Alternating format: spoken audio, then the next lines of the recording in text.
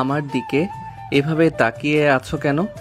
তোমার কি মনে হয় আমি এমনি তাকিয়ে আছি? আমি তো কিছুই করিনি। কাল রাতে তুমি কোথায় ছিলে? সত্যি করে বলবে, একদম মিথ্যা বলার চেষ্টা করবে না। রুহানিকা চোখ পাকিয়ে ফায়াজের দিকে তাকিয়ে থাকে। ফারাজ ঢোক গিলে খাটের এক কোণায় বসে পড়ে। রুহানিকার পরনে পুলিশের ডিউটি ইউনিফর্ম। তাকে দেখতে এখন বেশ রাগী লাগছে। ফারাজের বুকের ভেতরটা ধুকপুক করছে। সিনিয়র বউ রেগে গেলে একদম ফায়ার হয়ে যায়। আর আমি তো সিয়ামের সাথে ছিলাম, তোমাকে তো মেসেজ দিয়েছিলাম। মেসেজ দিয়েছিলে ভালো কথা, কিন্তু সিয়াম আমাকে সকালে ফোন করে বলল তুমি নাকি ওর সাথে ছিলে না। তাহলে তুমি কার সাথে ছিলে? ফারাজ এবার কপাল চাপড়ায়। শিয়াম গাথাটা সব সময় এমন ফাঁসিয়ে দেয়। ফারাজ আস্তে করে খাট থেকে উঠে রুহানিকার কাছে যায়। আসলে সিয়াম তো জানতো না আমি ওর বাসায় যাওয়ার আগেই রাস্তার জ্যামে আটকে ছিলাম। তারপর ভাবলাম তুমি একা বাসায় আছো, তাই তাড়াতাড়ি চলে আসলাম। বাহ, খুব তো বউয়ের দরদ দেখছি। কিন্তু কাল রাতে বাসায় এসে দেখি তুমি নাক ডেকে ঘুমাচ্ছ। আমার জন্য তো অপেক্ষা করনি। রুহানিকা ইউনিফর্মের বেল্ট ঠিক করতে করতে কথাগুলো বলে। ফারাজ পেছন থেকে হুট করে রুহানিকাকে জড়িয়ে ধরে। রুহানিকার শক্ত শরীরটা একটু কেঁপে ওঠে। ফারাজ রুহানিকার ঘাড়ের কাছে মুখ গুজে দেয়। ভেজা চুলে রুহানিকার গায়ের একটা মিষ্টি সুবাস ফারাজের নাকে এসে লাগে। ডিউটি থেকে ফিরে বউয়ের এমন রাগ দেখলে কি আর ভালো লাগে বলো? আমি তো তোমার অপেক্ষাতেই ছিলাম, কখন আমার পুলিশ বউটা আসবে আর আমাকে একটু সময় দেবে। ছাড়ো আমাকে, আমার থানায় যেতে লেট হচ্ছে। এমনিতেই একটা মার্ডার কেস নিয়ে মাথা গরম হয়ে আছে। তুমি সকাল সকাল রোম্যান্স শুরু করেছো। একটা চুমু না দিলে আমি ছাড়বো না। তুমি আমার বউ নাকি জেলের কয়েদি যে সারাক্ষণ এমন কড়া শাসনে রাখো? রুহানিকা এবার ঘুরে দাঁড়ায়। ফারাজের বুকের সাথে সে একদম লেপ্টে যায়। রুহানিকার চোখের সে রাগী ভাবটা আর নেই। সেখানে এক অদ্ভুত নেশা। ফারাজ রুহানিকার কোমরে হাত দিয়ে তাকে আরো কাছে টেনে নেয়। রুহানিকা দুই হাত দিয়ে ফারাজের গাল চেপে ধরে। আমি পুলিশ অফিসার হতে পারি, কিন্তু তোমার কাছে তো আমি শুধুই তোমার রুহানিকা, তাই না? আর তুমি হচ্ছে আমার একটা আস্ত গাধা স্বামী, যাকে ছাড়া আমি এক মুহূর্তও থাকতে পারি না। কথা শেষ করেই রুহানিকা ফারাজের ঠোঁটে নিজের ঠোঁট ডুবিয়ে দেয়। ফারাজও শক্ত করে রুহানিকাকে বুকে চেপে ধরে। ঘরের ভেতরের পরিবেশটা মুহূর্তেই বেশ গরম হয়ে ওঠে। রুহানিকা এক হাত দিয়ে ফারাজের চুলগুলো এলোমেলো করে দেয়। বেশ কিছুক্ষণ পর রুহানিকা হাঁপাতে হাঁপাতে ফারাজকে ছেড়ে দেয়। ফারাজ তখনও চোখ বন্ধ করে আছে। এবার আমাকে যেতে দাও, রফিক সাহেব থানায় আমার জন্য অপেক্ষা করছেন। ওই রফিক লোকটাকে আমার একদম ভালো লাগে না, সারাক্ষণ তোমার আশেপাশে ঘোরে। সে আমার সাব ইন্সপেক্টর, কাজের প্রয়োজনে থাকতে হয়। তুমি এত জেলাসি ফিল করো কেন? আমার বউয়ের আশেপাশে অন্য কোনো পুরুষ মানুষ ঘুরঘুর করলে আমার মেজাজ খারাপ হবে, এটাই তো স্বাভাবিক। রুহানিকা হেসে ফেলে ফারাজের নাকে একটা আলতো চিমটি কেটে দেয়। তারপর ড্রেসিং টেবিলের সামনে গিয়ে চুলগুলো ঠিক করতে থাকে। ফারাজ মুগ্ধ হয়ে রুহানিকার দিকে তাকিয়ে থাকে। মেয়েটা যতই রাগী হোক না কেন, ফারাজের কাছে সে পৃথিবীর সবচেয়ে সুন্দরী নারী। নিচে আম্মু নাস্তার জন্য ডাকছে, তুমি ফ্রেশ হয়ে তাড়াতাড়ি নিচে আসো। রুহানিকা রুম থেকে বের হয়ে যায়। ফারাজ একটা দীর্ঘশ্বাস ফেলে বাথরুমের দিকে পা বাড়ায়।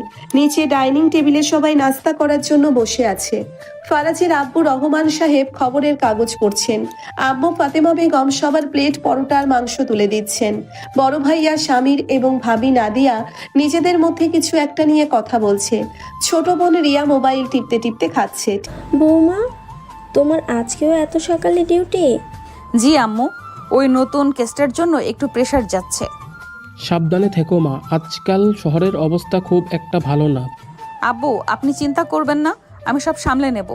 তখনই ফারাজ সিঁড়ি দিয়ে নিচে নেমে আসে। ফাতেমা বেগম ছেলের দিকে তাকিয়ে একটু হাসেন। ফারাজ, আয় বাবা, নাস্তা ঠান্ডা হয়ে যাচ্ছে। আসছি আম্মু। ফারাজ রুহানিকার পাশের চেয়ারটাই বসে। রুহানিকা নিজে হাতে একটা পরোটা ছিঁড়ে ফারাজের মুখের সামনে ধরে। ফারাজ একটু লজ্জা পায়, কারণ সবাই টেবিলে বসে আছে। আমি নিজে খেতে পারবো রুহানিকা। চুপচাপ খেয়ে নাও, বেশি কথা বলবে না। ফারাজ বাধ্য ছেলের মতো মুখ খুলে পরোটা খেয়ে নেয়। রিয়া মুখ টিপে হাসে। স্বামীর ভাইয়া ডালিয়া ভাবিও হাসাহাসি করে। রহমান সাহেব খবরের কাগজের আড়াল থেকে মুচকি হাসেন। পরিবারের এই সুন্দর মুহূর্তগুলো ফারাজের খুব ভালো লাগে। ভাইয়া, তুই তো দেখি আপুর ভয়ে একদম বিড়াল হয়ে থাকিস। তুই চুপ কর ফাজিল মেয়ে, বড়দের ব্যাপারে কথা বলবি না। ও তো ঠিকই বলেছে, তুমি তো বিড়ালি। একটা কিউট বিড়াল। রুহানিকার কথায় সবাই হো হো করে হেসে ওঠে। ফারাজ মুখ ফলিয়ে খাওয়া শুরু করে। নাস্তা শেষ করে রুহানিকা উঠে দাঁড়ায়। আম্মু আমি বের হচ্ছি, দোয়া করবেন। সাবধানে যাস মা, আল্লাহ হাফেজ। রুহানিকা বাসা থেকে বের হয়ে নিজের সরকারি জিপে গিয়ে ওঠে। জাহিদ কনস্টেবল সামনে বসে আছে। রুহানিকা পেছনের সিটে হেলান দিয়ে চোখ বন্ধ করে কেসটার ব্যাপারে ভাবতে থাকে। ম্যাডাম, রফিক স্যার তো স্পটে চলে গেছেন, আমরা কি সরাসরি স্পটে যাব নাকি? সরাসরি স্টপে চলো জাহিদ, আমি দেখতে চাই কাল রাতে গোডাউনে আসলে কি ঘটেছিল। গাড়ি স্পিডে চলতে শুরু করে। রুহানিকার মুখটা আবার কঠিন হয়ে যায়। সে এখন আর ফারাজের আদুরে বউ নেই, সে এখন এলাকার সবচেয়ে বড় পুলিশ অফিসার এসএসপি রুহানিকা। স্পটে পৌঁছে রুহানিকা গাড়ি থেকে নামে। চারপাশটা হলুদ ফিতা দিয়ে ঘেরা। রফিক আগে থেকে সেখানে উপস্থিত ছিল। ম্যাডাম, ভেতরে বডিটা ঠিকভাবে রাখা আছে, যেভাবে আমরা পেয়েছি। চলো দেখি। রুহানিকা গোডাউনের ভেতরে ঢোকে। পরিবেশটা বেশ থমথমে। মাটির ওপর একটা লাশ পড়ে আছে। রুহানিকা তীক্ষ্ণ দৃষ্টিতে চারপাশটা পর্যবেক্ষণ করে। তার মনে হচ্ছে এই খুনের সাথে আরিফের কোনো যোগসূত্র থাকতে পারে। আরিফ এলাকার সবচেয়ে ভয়ঙ্কর অপরাধী, যাকে রুহানিকা অনেক দিন ধরে খুঁজছে। অন্যদিকে ফারাজ নিজের ঘরে এসে ল্যাপটপটা খোলে। তার চেহারার সেই বোকা আর ভীতু ভাবটা একদম উধাও। চোখের দৃষ্টি এখন ছুরির মতো তীক্ষ্ণ। সে একটা হিডেন ফোল্ডার ওপেন করে সেখানে কিছু সাংকেতিক ডেটা স্ক্রল করতে থাকে। তার কানে একটা ছোট ব্লুটুথ ইয়ারপিস লাগানো। সিয়াম, আপডেট দাও। ইয়ারপিসের ওপাশ থেকে শিয়ামের ভারী গলা ভেসে আসে। সকালের সেই গাধা শিয়াম এখন পুরোপুরি প্রফেশনাল একজন এজেন্ট। বস, রুহানিকা ম্যাডাম স্পটে পৌঁছে গেছেন। আমরা চারপাশ থেকে নজর রাখছি। অফিসের লোকজনের আনাগোনা কিন্তু বেড়েছে ওখানে। রুহানিকা যেন কোনোভাবেই টের না পায় যে আমরা ওখানে আছি। ওকে ওর মতো কাজ করতে দাও, কিন্তু ওর গায়ে একটা আঁচড়ও যেন না লাগে। আর আরিফের সব মুভমেন্ট ট্র্যাক করো, আমার ওকে জ্যান্ত চাই। জি বস, সব কন্ট্রোলে আছে। ফারাজ ল্যাপটপ বন্ধ করে দেয়। সে জানে রুহানিকা যে কেসটা নিয়ে ফারাজ ল্যাপটপ বন্ধ করে নেয়। সে জানে রুহানিকা যে কেসটা নিয়ে দৌড়াচ্ছে সেটা সাধারণ কোনো মার্ডার কেস নয়। এর পেছনে অনেক বড় একটা সিন্ডিকেট আছে। রুহানিকা খুব সাহসী, কিন্তু সে জানে না সে কার সাথে টেক্কা দিচ্ছে। ফারাজ একটা গভীর শ্বাস নেয়। তাকে যেভাবেই হোক রুহানিকাকে সেভ করতে হবে। সে নিজের আসল পরিচয় লুকিয়ে এই বাড়িতে শুধু রুহানিকাকে প্রোটেক্ট করার জন্যেই ঢুকেছে। ফারাজের আসল রূপটা রুহানিকা দেখলে হয়তো বিশ্বাসই করতে পারবে না যে তার ভীতু স্বামীটা আসলে কতটা ভয়ঙ্কর। বডিটা কতক্ষণ আগে এখানে আনা হয়েছে রফিক সাহেব?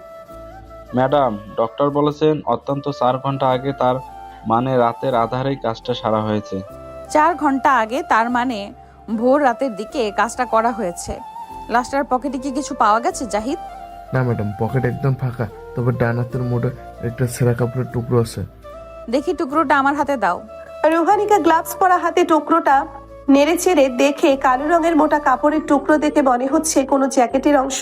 খুনি অনেক চালাক হলেও একটা প্রমাণ ঠিকই রেখে গেছে। ম্যাডাম, আমার মনে হয় খুন্তি ধস্তাধস্তির সময় এটা ছিঁড়ে ফেলে গেছে। লোকটা নিজেকে বাঁচানোর অনেক চেষ্টা করছিল। স্বাভাবিক, কিন্তু খুনির গায়ে এত জোরে যে একটা কোপেই সব শেষ করে দিয়েছে। সাধারণ কোনো ছিচকে চোর বা ছিনতাইকারীর কাজ এটা নয়। এটা প্রফেশনাল কিলারের কাজ রফিক সাহেব। আপনি কি এলাকার আরিফের দলের কাউকে সন্দেহ করছেন? এই এলাকায় এমন কাজ করার সাহস শুধু ওদেরই আছে। আরিফ ছাড়া এই এলাকায় এত বড় সাহস আর কারণ নেই, কিন্তু আমাদের কাছে কোনো প্রমাণের অভাব। রতনকে খবর দাও। রতন এলাকার সব খবর রাখে, ওকে পেলে অনেক কিছু জানা যাবে। রফিক সাথে সাথে রতনকে ফোন লাগায়। কিছুক্ষণ পর রতন হাঁপাতে হাঁপাতে স্পটে এসে হাজির হয়। রতনের চেহারা দেখে মনে হচ্ছে সে খুব ভয় পেয়েছে। ম্যাডাম, আমাকে ডেকেছেন? আমি কিন্তু কিছু জানি না, আমাকে শুধু শুধু ফাঁসাবেন না। কাল রাতে এই গোডাউনের আশেপাশে তুমি সন্দেহজনক কিছু দেখেছো রতন? আমাকে সত্যি করে বলবে, একদম ঘোরাবে না। ঘুরিয়ে কথা বললে সোজা লকআপে ঢুকিয়ে দেব। ম্যাডাম, আমি তো কাল রাতে এদিকে আসিনি, কিন্তু শুনেছি আরিফ ভাইয়ার ডান হাত খালু নাকি রাতে এই এলাকায় ঘোরাঘুরি করছিল, আর কালুর গায়ে একটা কালো জ্যাকেট ছিল। কালু, তার মানে আমার সন্দেহই ঠিক। কালুকে যেখান থেকে পারো ধরে আনো। রফিক সাহেব, আমি কালুর সাথে থানায় বসে স্পেশাল ভাবে কথা বলবো। জি ম্যাডাম, আমি এখনই ফোর্সের ব্যবস্থা করছি। কালু আজ পালাতে পারবে না। জাহিদ, বডিটা পোস্টমর্টমের জন্য পাঠিয়ে দাও। আর স্পটের চারপাশে ভালো করে সার্চ করো, কোনো প্রমাণ পাওয়া যায় কিনা দেখো। রুহানিকা স্পট থেকে বের হয়ে গাড়ির দিকে এগিয়ে যায়। তার মাথায় এখন শুধু একটাই চিন্তা, কিভাবে আরিফ আর তার দলটাকে আইনের আওতায় আনা যায়। অন্যদিকে ফারাজ বাসায় বসে একদম অন্য রূপে আছে। ফারাজ বাবা, তুই কি আজ অফিসে যাবি না? বেলা তো অনেক হলো। যাবো আম্মু, কিন্তু আমার তো শরীরটা একটু খারাপ লাগছে, পেট ব্যথা করছে। আমি একটু পরে যাই। ভাইয়া, তুই তো সব সময় আপুর ডিউটিতে গেলে এমন পেট ব্যথার ভান করিস অফিসে না যাওয়ার ধান্দা তোর। এই নাটক আর ভালো লাগে না। তুই একদম চুপ থাকবি ফাজিল মেয়ে। আমি কি ইচ্ছা করে পেট ব্যথা করছি নাকি? তোর মতো সারাদিন বসে বসে তো আর খাই না। ফারাজ ভাই, আপনি বরং একটু রেস্ট নেন। আমি আপনার জন্য আদা চা বানিয়ে দিচ্ছি। চা খেলে শরীরটা একটু চাঙ্গা লাগবে। থ্যাংক ইউ ভাবি।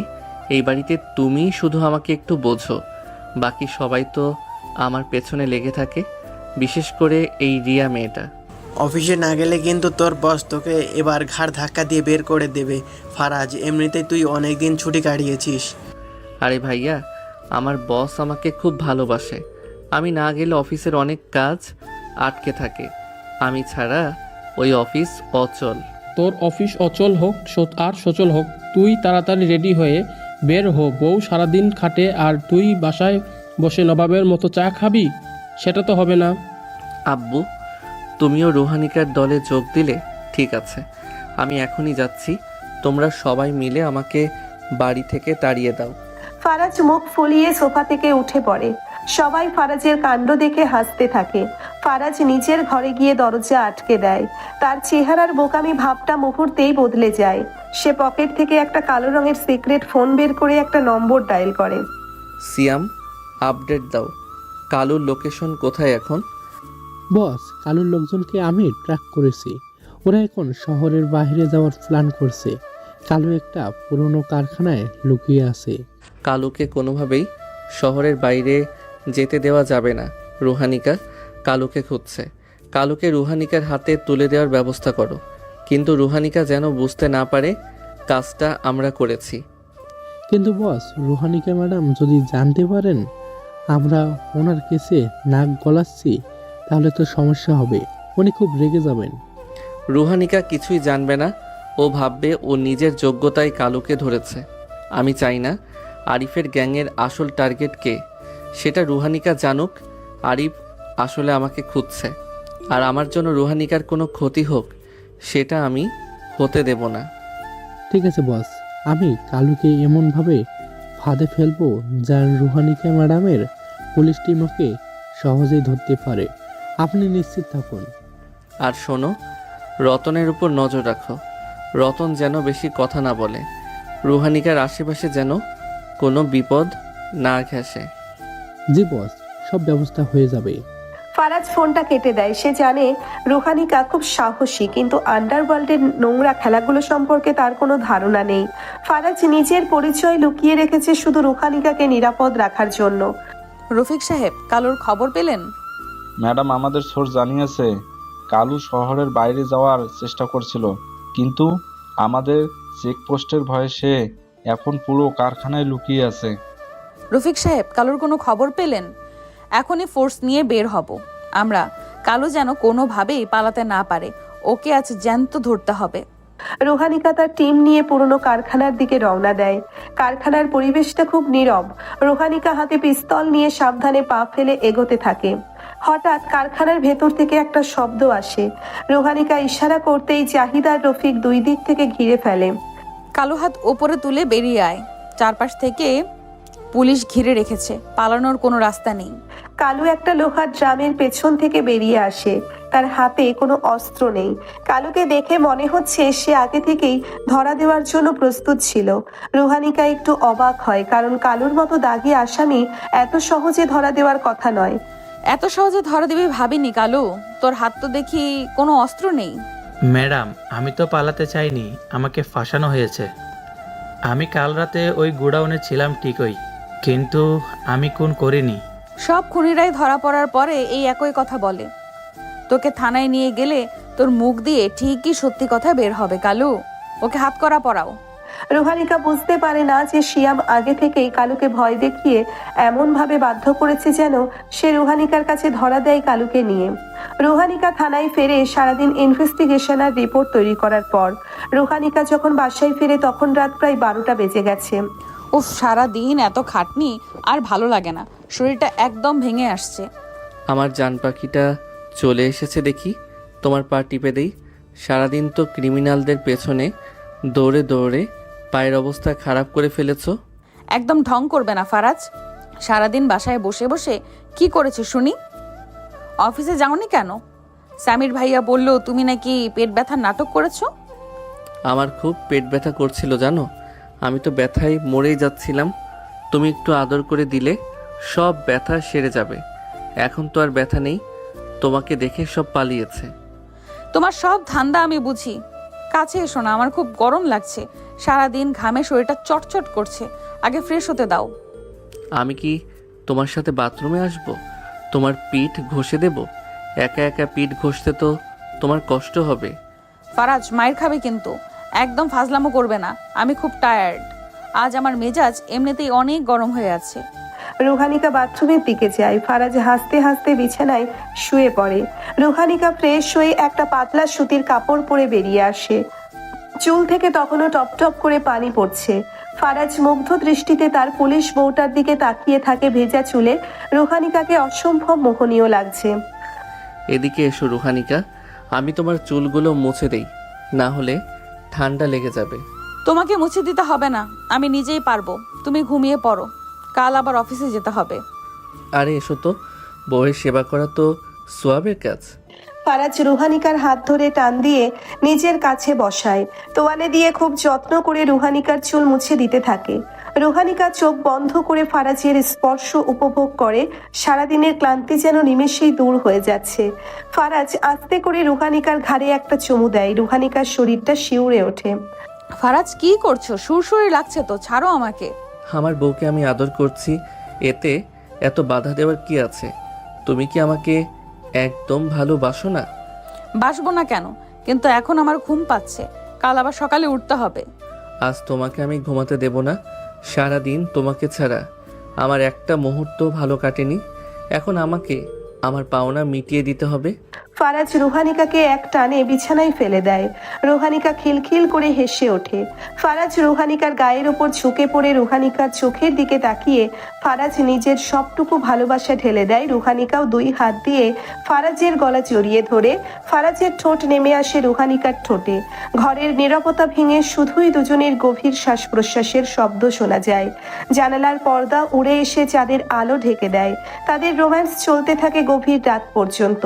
সকালবেলা। হ্যালো রুহানিকা মা, তুমি কেমন আছো? আমি ভালো আছি আম্মু, তুমি কেমন আছো? আব্বু কেমন আছে? আমরা ভালো আছি, কিন্তু তোর আব্বু তোর জন্য খুব চিন্তা করে। তুই যে পেশায় আছিস, সবসময় ভয়ে থাকি আমরা। আম্মু, তোমরা একদম চিন্তা করবে না। আমি তো এখন একদম ছোট নেই। তাছাড়া আমার সাথে তো সবসময় পুলিশ ফোর্স থাকে। মা, ফারাজ কেমন আছে? ছেলেটা তো খুব শান্তশিষ্ট, ওকে একটু সময় দিস।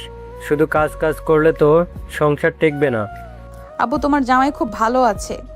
কাল তো সারা দিন বাসায় বসে ফাঁকিবাজি করেছে। আর ওর চিন্তা তোমাকে করতে হবে না। ও আমাকে অনেক ভালোবাসে। সাবধানে থাকিস মা, আর সময় পেলে একদিন ফারাজকে নিয়ে আমাদের বাসায় আয়। হাইম তোকে দেখার জন্য খুব বায়না ধরেছে।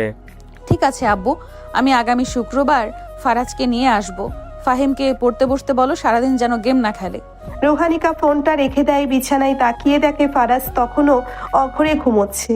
রুহানিকা ফারাজের কপালে একটা চুমু দিয়ে রেডি হওয়ার জন্য ওয়াশরুমে যায়। কিছুক্ষণ পর ফারাজের ফোনটা বেজে ওঠে।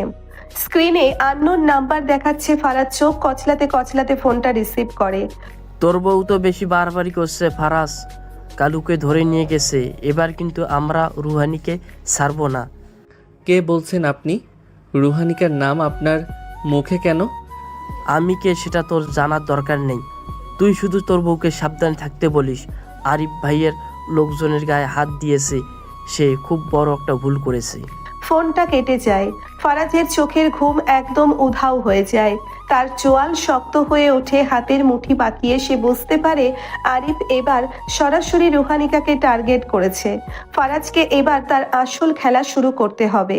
রুহানিকার গায়ে একটা আঁচড় লাগার আগে ফারাজ পুরো শহর জ্বালিয়ে দেবে। সে দ্রুত বিছানা থেকে উঠে পড়ে। রুহানিকাকে কোনোভাবেই একা ছাড়া যাবে না। আজ থেকে ফারাজ তার ছায়া হয়ে থাকবে। রুহানিকা, তুমি আজ একা ডিউটিতে যাবে না, আমি তোমার সাথে যাব। তোমার মাথা কি পুরোপুরি খারাপ হয়ে গেছে নাকি ফারাজ? তুমি থানায় গিয়ে কি করবে? আমি তোমার বডিগার্ড হিসেবে যাব। কাল রাতে আমাকে কে যেন ফোন করে হুমকি দিয়েছে, আমি তোমাকে একা ছাড়তে পারবো না। তুমি হবে আমার বডিগার্ড? একটা তেলাপোকা দেখলে যে মানুষটা ভয়ে লাফ দিয়ে খাটে ওঠে, সেই কিনা এলাকার সবচেয়ে কড়া পুলিশ অফিসারের বডিগার্ড হবে? রুহানিকা হাসতে হাসতে বিছানায় লুটিয়ে পড়ে।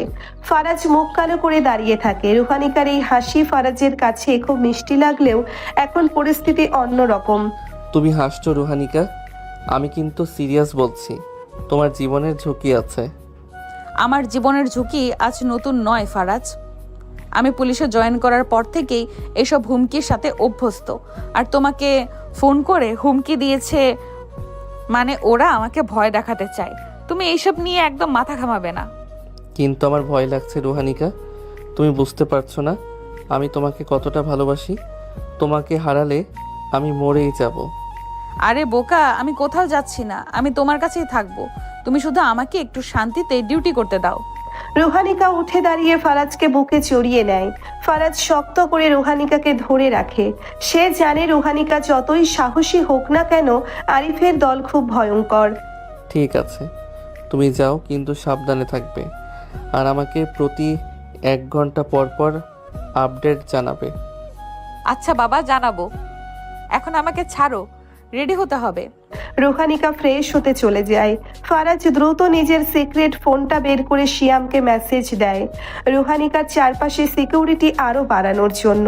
কিছুক্ষণ পর নিচে ড্রয়িং রুমে অনেক হইচই শোনা যায়। আরে আব্বা, আপনি হঠাৎ করে না জানিয়ে চলে আসলেন, কোনো খবর তো দিলেন না? খবর দিলে কি আর সারপ্রাইজ দেওয়া যায় নাকি? আমি আর তোর মা ভাবলাম নাতি আর নাতবউকে অনেক দিন দেখি না, তাই চলে আসলাম। আমার ফারাজ কোথায় ফাতেমা? ওকে ডাকো। আর আমার নাতবউ রুহানিকা কোথায়?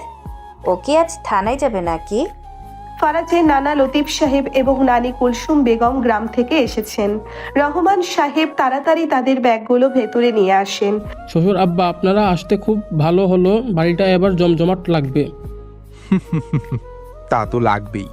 আমি তো আর তোমার মতো সারাদিন পেপার নিয়ে বসে থাকি না, আমি হলাম রসিক মানুষ। ঠিক তখনই ফারাজ আর রুহানিকা নিচে নেমে আসে।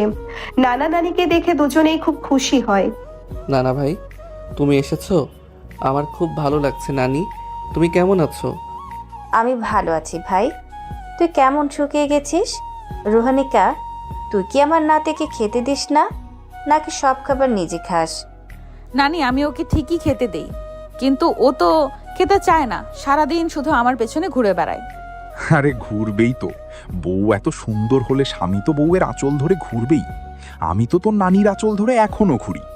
লতিফ সাহেবের কথায় সবাই হো হো করে হেসে ওঠে।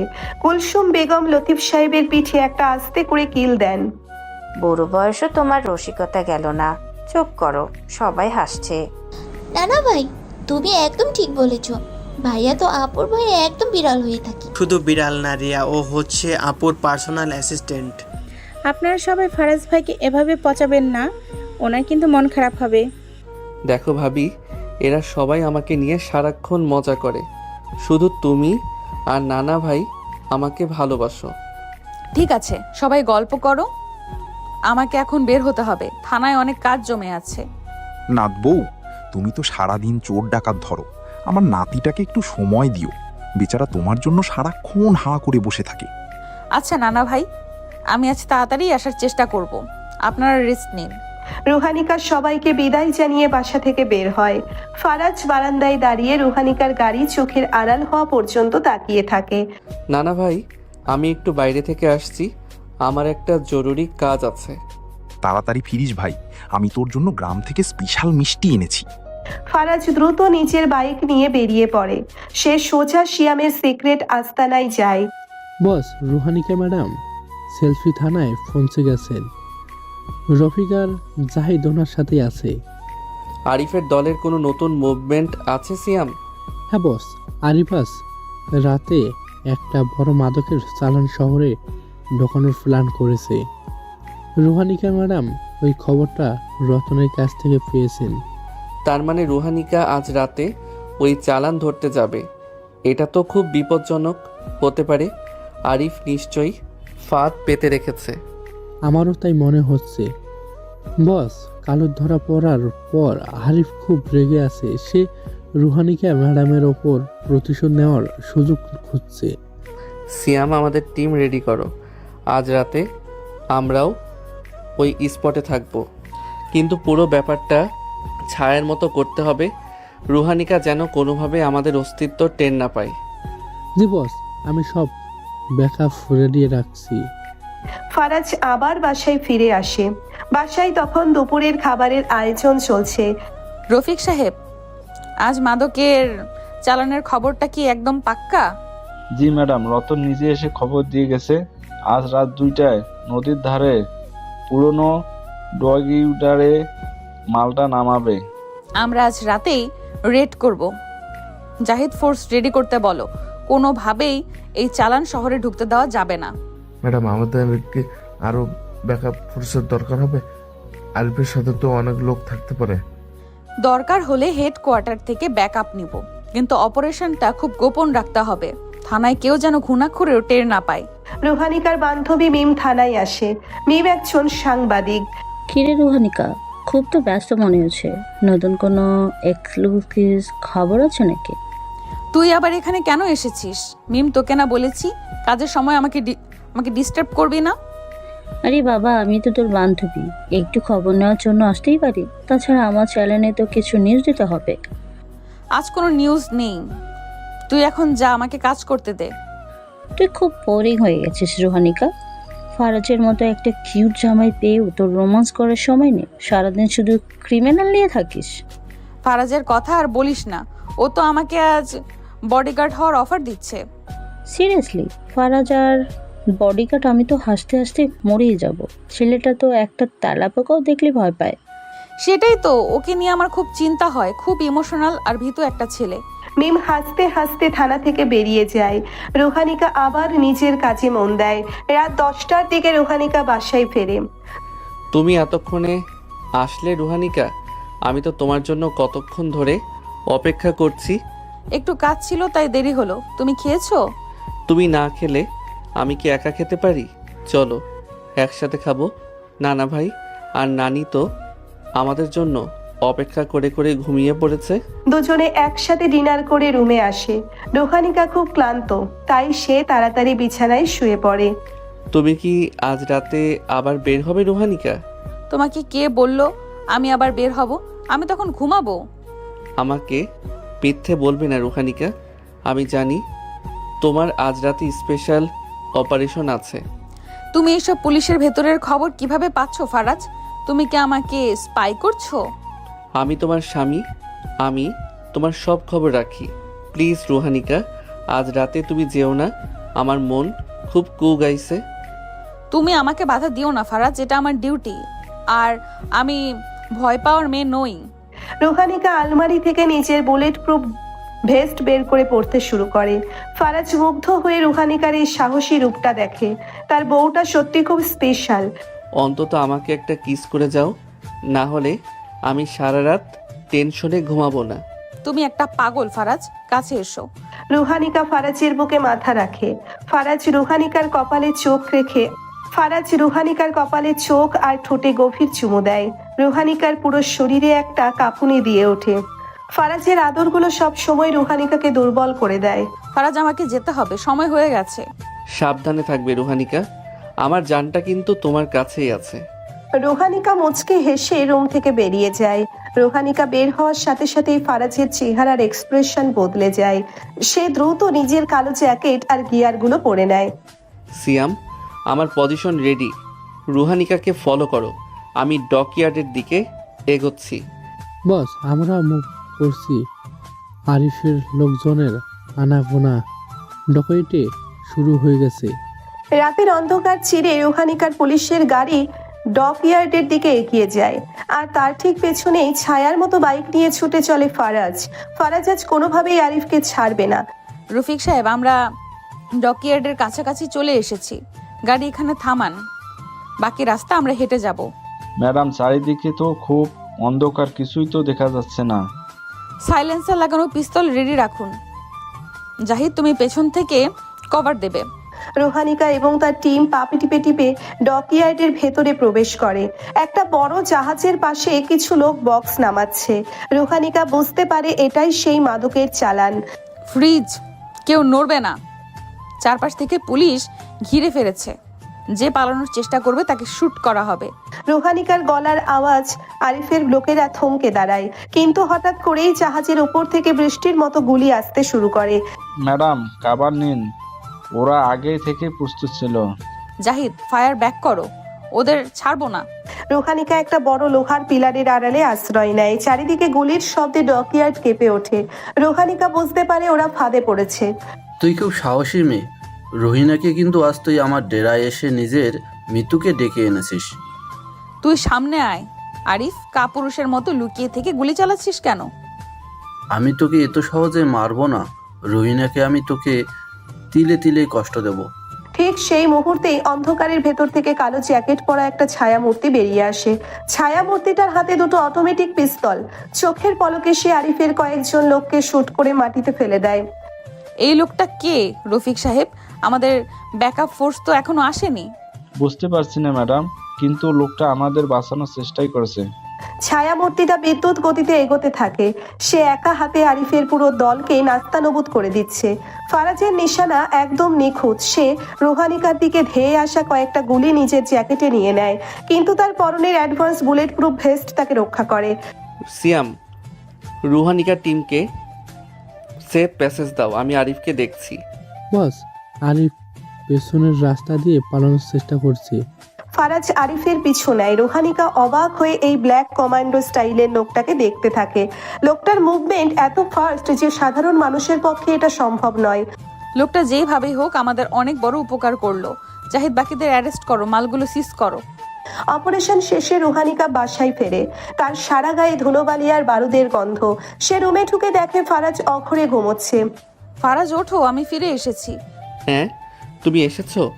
রুহানিকা, অপারেশন কেমন হলো? আমি তো ভয়ে সারা রাত ঘুমাতেই পারিনি। তুমি তো দেখি নাক ডেকে ঘুমাচ্ছিলে, আর বলছো ঘুমাওনি? মিথ্যাবাদী কোথাকার। সত্যি বলছি রুহানিকা, আমি শুধু চোখ বন্ধ করে তোমার কথা ভাবছিলাম। আজ রাতে একটা অদ্ভুত ঘটনা ঘটেছে ফারাজ। আমরা ছাদে পড়েছিলাম, কিন্তু হঠাৎ করে একজন ব্ল্যাক জ্যাকেট পরা লোক এসে আমাদের পুরো টিমকে বাঁচিয়ে দিল। লোকটা যে কে আমি কিছুই বুঝতে পারলাম না। তাই নাকি? ও মা, কি ভয়ঙ্কর ব্যাপার। ভালোই হয়েছে কেউ একজন তোমাকে বাঁচিয়েছে। আল্লাহ লোকটার ভালো করুক। ফারাজ মনে মনে হাসে। রুহানিকা বুঝতেও পারছে না যে তার এই ভীতু স্বামীটাই কিছুক্ষণ আগে ডকইয়ার্ডে ঝড় তুলে এসেছিল। রুহানিকা ফ্রেশ হয়ে ফারাজের বুকে মাথা রেখে ঘুমিয়ে পড়ে। ফারাজ রুহানিকার চুলে হাত বুলিয়ে দেয়। তার বউটাকে রক্ষা করতে সে যে কোনো রূপ নিতে প্রস্তুত। ফারাজ, ওঠো, এবার অনেক বেলা হয়ে গেছে, আর কত ঘুমাবে? আর একটু ঘুমাতে দাও না বউ। কাল রাতে তো তোমার চিন্তায় আমার একটু ঘুম হয়নি। সারা রাত শুধু এপাশ ওপাশ করেছি। তাই নাকি?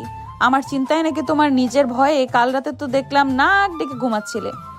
ওটা তো ঘুমের ভান করছিলাম। তুমি যদি বোঝো আমি জেগে আছি, তাহলে তো আমাকে আবার বকা দিতে যে আমি কেন ঘুমাচ্ছি না। তুমি যে কি পরিমাণ মিথ্যা বলতে পারো সেটা আমি খুব ভালো করেই জানি। এবার ওঠো, আর ফাজলামো করো না। নিচে সবাই নাস্তার জন্য অপেক্ষা করছে। নানা ভাই আর নানি কাল এসেছে, আর তুমি আজ সকালেই এত দেরি করেছো। নানা ভাই আর নানি তো জানেই তাদের নাতি কতটা অলস, আর বউ পাগল। বউয়ের আঁচল ছেড়ে উঠতে মন চায় না বলে বিছানায় পড়ে আছি। তোমার এসব মিষ্টি কথায় আমি আর ভুলছি না। তাড়াতাড়ি ফ্রেশ হয়ে নাও, আমি নিচে যাচ্ছি। আরে শোনো না, একটু কাছে আসো না। সকালের আদরটা তো এখনো দাওনি বউ। একদম কাছে আসবে না ফারাজ। আজ এমনিতেই আমার অনেক কাজ। কাল রাতের ওই লোকটাকে নিয়ে আমাকে অনেক কিছু বের করতে হবে। কোন লোকটা? ও হ্যাঁ, ওই যে কাল রাতে তোমাদের বাঁচালো ব্ল্যাক জ্যাকেট পরা লোকটা, তাই না? না, লোকটার নিশানা এত নিখুঁত যে আমি অবাক হয়ে গেছি। আমার মনে হয় সে কোনো স্পেশাল ফোর্সের লোক হবে, নয়তো সাধারণ মানুষের পক্ষে এইভাবে একটা গ্যাংয়ের সাথে লড়াই করা সম্ভব না। হবে হয়তো কোনো সুপারহিরো। তোমার মতো সুন্দর পুলিশ অফিসারকে বিপদে পড়তে দেখে হয়তো মন গলে গেছে, তাই বাঁচাতে চলে এসেছে। তুমি সব কিছু নিয়েই শুধু মজা করো ফারাজ। বিষয়টা অনেক সিরিয়াস। লোকটা কে আর সে কেন আমাদের সাহায্য করলো সেটা আমাকে জানতেই হবে। আচ্ছা বাবা, যেন এখন আমাকে একটু আদর করো তো, তারপর আমি উঠছি। তুমি একটা আস্ত পাগল ফারাজ। আমি নিচে গেলাম, তুমি না আসলে কিন্তু আমি নাস্তা করে নেব। রুহানিকা হেসে রুম থেকে বের হয়ে যায়। ফারাজ বিছানায় শুয়ে একটা দীর্ঘশ্বাস ফেলে। সে জানে রুহানিকা কাল রাতের ওই লোকটাকে খুঁজতে গিয়ে অনেক তথ্য ঘাটাঘাটি করবে। ফারাজকে এখন আরো বেশি সতর্ক থাকতে হবে, কারণ রুহানিকা খুব চালাক অফিসার। কোনো ছোট ভুলের কারণে ফারাজের আসল পরিচয় ফাঁস হয়ে যেতে পারে। ফারাজ দ্রুত ফ্রেশ হয়ে নিচে ডাইনিং টেবিলে যায়। কিরে ফারাজ, তুই তো দেখছি বউয়ের আঁচল ছাড়া এক পাও নড়িস না, এত বেলা করে ঘুম থেকে উঠলি? না না ভাই, তুমি শুধু আমাকেই পচাও। তোমার নাত বউ যে আমাকে সারাক্ষণ ধমকের ওপর রাখে সেটা তো দেখো না। আমি তো ভয়ে বিছানা থেকে উঠতে পারি না। ভাইয়া, তুই তো একটা আস্ত ভিতর ডিম। আপু তোকে ধমক দেবে না তো কি আদর করে মাথায় তুলে রাখবে? তুই তো একটা তেলাপোকা দেখলেও চিল্লিয়ে বাড়ি মাথায় করিস। রিয়া, তুই বড় ভাইয়ের সাথে এভাবে কথা বলিস কেন? ও তো এমনিতে খুব শান্তশিষ্ট, কারো সাথে পাচ্ছে থাকে না। আম্মু, তুমি তো সারা জীবন ছোট ছেলের পক্ষেই কথা বলে গেলে। ফারাজ যে আসলে কতটা ফাঁকিবাজ সেটা শুধু আমরাই জানি। অফিসে যায় না, বাসায় বসে বইয়ের টাকায় খায়। আপনারা সবাই ফারাজ ভাইকে এভাবে বলবেন না। ফারাজ ভাই তো রুহানিকাকে অনেক ভালোবাসে, তাই সব সময় ওর খেয়াল রাখে। এই বাড়িতে শুধু ভাবি আর নানা ভাই আমাকে একটু বোঝে, বাকি সবাই তো আমার পেছনে লেগে থাকে, বিশেষ করে এই রিয়া মেয়েটা। রিয়া একদম ঠিক কথা বলেছে। তুমি একটা ভীতু আর অলস মানুষ। আমি ডিউটিতে গেলে তুমি বাসায় বসে বসে শুধু গেম খেলো আর ঘুমাও। নাটবো, তুই ওকে এত বকিস না। ছেলে মানুষ, একটু তো আরাম করবেই। তুই তো সারাদিন বাইরে বাইরে থাকিস, ও বেচারা বাসায় একা একা বোর হয়। আরে কুলসুম, তুমি বোঝো না, ওরা স্বামী স্ত্রী, নিজেদের মধ্যে একটু খুনসুটি করছে। তুই খা ভাই ফারাজ, বেশি করে মাংস নে, তোর তো আবার গরুর মাংস খুব পছন্দ। ফারাজ, আজ কিন্তু তুই অফিসে যাবি। তোর বস আমাকে কাল ফোন করেছিল, তুই নাকি অনেক দিন ধরে অফিসে যাস না। আব্বু, আমি আজকে অফিসে যাব, তুমি চিন্তা করো না। আমার সব কাজ গোছানো আছে, শুধু গিয়ে সাবমিট করে দেব।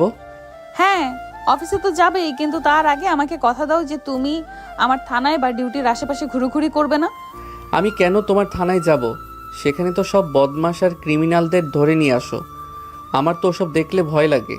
পরিবারের সবার সাথে নাস্তা শেষ করে রুহানিকা থানায় যাওয়ার জন্য রেডি হয়। ফারাজও অফিসের কথা বলে বাসা থেকে বের হয়, কিন্তু ফারাজ অফিসে না গিয়ে সোজা শিয়ামের গোপন ডেরায় চলে যায়। শিয়াম তখন কম্পিউটারে কিছু ডাটা নিয়ে কাজ করছিল। ফারাজকে দেখে শিয়াম উঠে দাঁড়ায়। বস, আপনি এত সকালে চলে আসলেন কেন? সমস্যা হয়েছে নাকি? সমস্যা তো একটা হয়েছে সিয়াম। রুহানিকা কাল রাতের ওই ব্ল্যাক জ্যাকেট পরা লোকটাকে নিয়ে ইনভেস্টিগেশন শুরু করেছে। ও জানতে চাই লোকটা কে ছিল। এটা তো খুব স্বাভাবিক বস, রুহানিকা ম্যাডাম তো পুলিশ অফিসার, উনি তো জানার চেষ্টা করবেই যে ওনাদের কে বাঁচালো। কিন্তু কোনোভাবেই যেন আমার ব্যাপারে কিছু জানতে না পারে। কাল রাতের সব সিসিটিভি ফুটেজ ডিলিট করেছো ডকইয়ার্ডের আশেপাশের? জি বস, সব ফুটেজ আমি রাতেই হ্যাক করে রিমুভ করে দিয়েছি। রুহানিকা ম্যাডাম কোনো ডিজিটাল ফুটপ্রিন্ট পাবেন না। আরিফের কি খবর? কাল রাতের পর ওর মুভমেন্ট কি? আরিফ খুব রেগে আছে বস, ওর কোটি টাকার মাদকের চালান আমরা পানিতে ফেলে দিয়েছি। ও ওর সব লোককে শহরে ছড়িয়ে দিয়েছে আপনাকে আর রুহানিকা ম্যাডামকে খুঁজতে। আমাকে তো ও এমনিতেই খুঁজছে, কিন্তু রুহানিকার দিকে আঙুল তোলার সাহস ওর কিভাবে হলো? আমি সেটাই ওকে বুঝিয়ে দিব। আরিফের আস্তানা কোথায় সেটা বের করো। আজ রাতেই আমি ওর সাথে দেখা করতে যাব। বস, এটা খুব রিস্ক হয়ে যাবে। আরিফ এখন খুব অ্যালার্ট, ওর সাথে অনেক লোক আছে। আমার কাছে রিস্ক বলে কিছু নেই সিয়াম। রুহানিকার দিকে যে চোখ তুলে তাকাবে আমি তার চোখ উপড়ে নেব। তুমি শুধু আমাকে ও লোকেশন দাও। ফারাজ শিয়ামের কাছ থেকে তথ্য নিয়ে আবার তার স্বাভাবিক ভীতু স্বামীর রূপে বাসায় ফিরে আসে। অন্যদিকে রুহানিকা থানায় বসে কাল রাতের ঘটনা নিয়ে রফিক আর জাহিদের সাথে মিটিং করছিল। ম্যাডাম, কাল রাতে লোকটা কি হতে পারে? সে তো আমাদের সবার জীবন বাঁচিয়ে দিল। না হলে আরিফের লোকেরা কাল আমাদের মেরেই ফেলতো। আমি সারা রাত এটাই ভেবেছি রফিক সাহেব, আমাদের ফোর্সের কেউ এমন ব্ল্যাক কমান্ডো ড্রেস পরে আসে না। লোকটার নিশানা না দেখে মনে হলো সে স্পেশাল ফোর্সের হাইলি ট্রেন্ড কেউ। ম্যাডাম, আমার তো মনে হয় লোকটা আরিফের কোনো পুরনো শত্রু হবে, যে আমাদের ব্যবহার করে আরিফকে মারতে চেয়েছিল। হতে পারে, কিন্তু আমার মন বলছে অন্য কথা। লোকটা যেভাবে আমাকে সেভ করলো, মনে হচ্ছিল যেন আমাকে বাঁচানোটাই তার প্রধান লক্ষ্য ছিল। সে যেই হোক, রতনকে খবর দাও। রতন হয়তো জানতে পারে আন্ডারওয়ার্ল্ডে এমন কেউ আছে কিনা। জি ম্যাডাম, আমি রতনকে খবর দিচ্ছি, কিন্তু আরিফ তো এখন খুব ভয়ঙ্কর হয়ে উঠবে। আমাদের সবার সাবধানে থাকা দরকার। আরিফকে আমি ভয় পাই না রফিক সাহেব, ওকে তো আমি নিজ হাতে লকআপে ভরবো, শুধু সময়ের অপেক্ষা। ঠিক তখনই রুহানিকার ফোনে একটা আননোন নম্বর থেকে কল আসে। রুহানিকা ফোনটা রিসিভ করে স্পিকারে দেয়। হ্যালো রুহানিকা, কাল রাতে তো খুব লাকিলি বেঁচে গেলি, কিন্তু তোর ওই সুপার হিরো তোকে আর কতদিন বাঁচাবে? তুই সামনে আসার সাহস রাখিস না। আরিফ ইঁদুরের মতো গর্তে লুকিয়ে আছিস আর ফোনে হুমকি দিচ্ছিস। সাহস থাকলে সামনে আয়। সামনে তো আমি আসবো রুহানিকা, কিন্তু একা আসবো না, তোর সবচেয়ে কাছের মানুষটাকে নিয়ে আসবো। তোর ওই স্বামী ফারাজ খুব ভীতু, তাই না? দেখি ওকে যখন আমি টুকরো টুকরো করে কাটবো তখন তোর কেমন লাগে। ফারাজের গায়ে যদি তুই একটা আচরও দিস আরিফ, আমি তোকে মাটির নিচে টেনে বের করে কুকুরকে দিয়ে খাওয়াবো। তুই জানিস না আমি কে। দেখা যাবে রুহানিকা, খেলা তো শুরু হলো। তুই তোর স্বামীকে সাবধানে রাখিস। কলটা কেটে যায়। রুহানিকার মুখ রাগে লাল হয়ে যায়। সে বুঝতে পারে আরিফ এবার সরাসরি ফারাজকে টার্গেট করেছে। ফারাজ এত ভীতু আর সাধারণ একটা ছেলে, তাকে যদি আরিফের লোকেরা কিছু করে, রুহানিকা নিজেকে কখনো মাফ করতে পারবে না। ম্যাডাম, আরিফ তো ফারাজ স্যারকে থ্রেট করলো। আমাদের এখনই ফারাজ স্যারের সিকিউরিটির ব্যবস্থা করতে হবে। রফিক সাহেব, আপনি এখনই কয়েকজন সাদা পোশাকের পুলিশ ফারাজের অফিসের আশেপাশে মোতায়েন করুন। ও যেন কোনোভাবেই একা বাইরে না থাকে, আর আমি নিজে গিয়ে ওকে অফিস থেকে নিয়ে আসব। রুহানিকা দ্রুত থানা থেকে বের হয়ে নিজের জিপ নিয়ে ফারাজের অফিসের দিকে রওনা দেয়। এদিকে ফারাজ বাসায় বসে শিয়ামের সাথে ফোনে কথা বলছিল। সিয়াম, আরিফ রুহানিকাকে ফোন করে আমাকে মারার হুমকি দিয়েছে। রুহানিকা খুব প্যানিকড হয়ে আছে। ও হয়তো আমাকে খুঁজতে অফিসে যাবে। বস, আপনি তো অফিসে নেই। রুহানিকা ম্যাডাম যদি অফিসে গিয়ে আপনাকে না পান তাহলে তো সন্দেহ করবেন। আমি এখনই অফিসে যাচ্ছি। তুমি আরিফের কল লোকেশন ট্র্যাক করেছো? ও কোথা থেকে কল করেছিল? জি বস, ও শহরের পূর্ব দিকের একটা বস্তি এলাকা থেকে কল করেছিল। আমরা স্পট কনফার্ম করার চেষ্টা করছি। ঠিক আছে, তুমি কাজ চালিয়ে যাও, আমি রুহানিকাকে সামলাচ্ছি। ফারাজ দ্রুত বাসা থেকে বের হয়ে একটা ট্যাক্সি নিয়ে অফিসের দিকে রওনা হয়।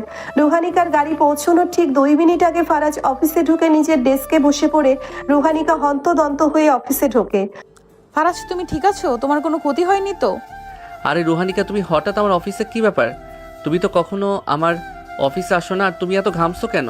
তুমি তাড়াতাড়ি আমার সাথে বাসায় চলো। ফারাজ, তোমার এখানে থাকা সেফ না। কেন, কি হয়েছে? আমাকে তো আমার বস এখনো ছুটি দেয়নি। আমি মাত্রই তো কাজে বসলাম। তোমার বসের গুষ্টি কিলাই আমি। যা বলছি শোনো, তুমি এক্ষুনি আমার সাথে বাসায় যাবে, আর আজ থেকে তুমি একা কোথাও বের হবে না। কিন্তু রুহানিকা, সমস্যাটা কি? আমাকে তো কিছু খুলে বলবে নাকি? আমি তো ভয়ে কাঁপছি। তুমি যেভাবে পুলিশ নিয়ে অফিসে ঢুকেছো, সবাই তো আমাদের দিকে তাকিয়ে আছে। কেউ একজন তোমাকে মারার হুমকি দিয়েছে ফারাজ। আমি তোমাকে হারাতে চাই না। প্লিজ আমার সাথে চলো, আমি তোমাকে সব বুঝিয়ে বলছি। ফারাজ মনে মনে হাসে, কিন্তু বাইরে এমন একটা ভয়ের ভান করে যেন সে সত্যি খুব ভয় পেয়েছে। রুহানিকা ফারাজের হাত ধরে টেনে অফিস থেকে বের করে নিয়ে যায়। গাড়িতে উঠে রুহানিকা ফারাজকে শক্ত করে জড়িয়ে ধরে। আমি তোমাকে কিচ্ছু হতে দেব না ফারাজ, তুমি একদম ভয় পেও না। আমি সবসময় তোমার সাথে আছি। কিন্তু কে আমাকে মারতে চায় রুহানিকা? আমি তো কারো কোনো ক্ষতি করিনি। আমি তো খুব সাধারণ একটা মানুষ। আরিফ নামের একটা ক্রিমিনাল আমাকে ভয় দেখানোর জন্য তোমাকে টার্গেট করেছে, কিন্তু তুমি চিন্তা করো না, আমার ফোর্স সবসময় তোমার আশেপাশে থাকবে। আমার খুব ভয় করছে রুহানিকা, তুমি আমাকে ছেড়ে কোথাও যাবে না তো? তুমি থানায় গেলে তো আমি একা হয়ে যাব। আমি তোমাকে নিয়েই থানায় যাব, দরকার হলে তুমি আমার চোখের সামনে থাকবে সারাক্ষণ। বাসায় ফেরার পর রুহানিকা ফারাজকে ড্রয়িং রুমে বসিয়ে সবাইকে সাবধান করে দেয়, কেউ যেন অপরিচিত কাউকে বাসায় ঢুকতে না দেয়। নানা নানিও খুব চিন্তায় পড়ে যান। রাতের বেলা ফারাজ আর রুহানিকা রুমে আসে। রুহানিকা খুব টেনশনে পায়চারি করছিল।